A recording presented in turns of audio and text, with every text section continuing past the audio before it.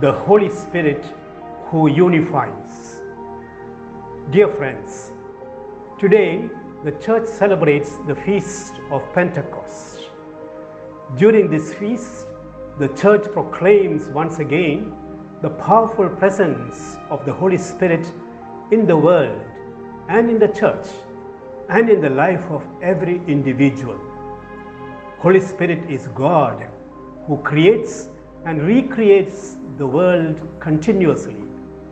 Holy Spirit is also a living person who lives in every human being and acts in collaboration with everyone.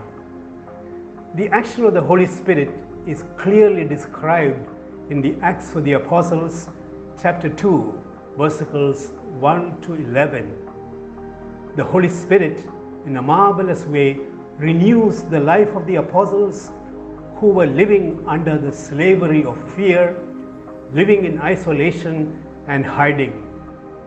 They were living a fragmented and broken life. The Spirit's action on the apostles is beyond our understanding, but yet very real. The experience is described as purification by fire, tongues of fire resting on each one, by freeing the apostles free from fear.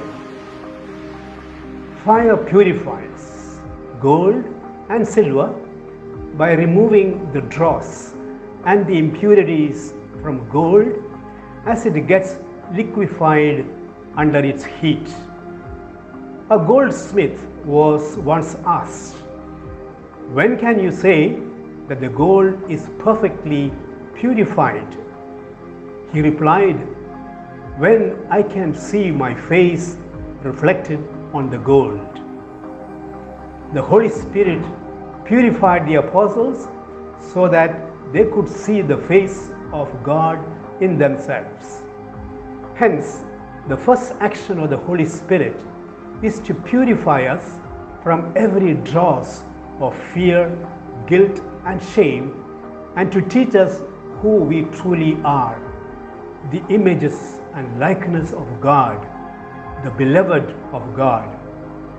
The Spirit dips into our weakness and reveals our true self. He brings peace and unity within each person.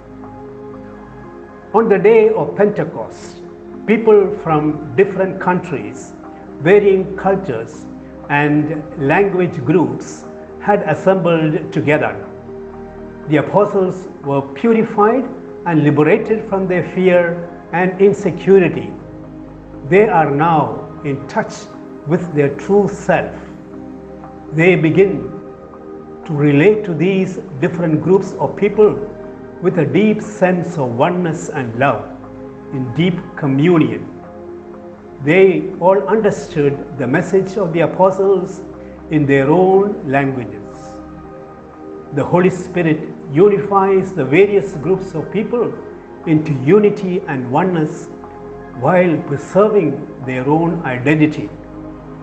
When our world is getting fragmented on the basis of language, creed, and culture, we need the outpouring of the Holy Spirit to bring in unity and peace in the church and in the world. The Holy Spirit moves in us and unifies us. It is not a forced uniformity, but a grace-filled unity in diversity.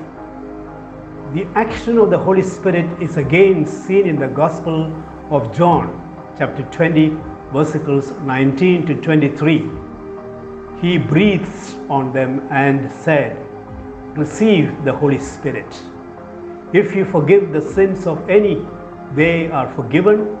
If you retain the sins of any, they are retained." This reminds us of the incident in the book of Genesis, chapter 2, verse 7. God breathed into the nostrils of the clay man, and it became a living human being. God's breath is the Holy Spirit, which creates and recreates.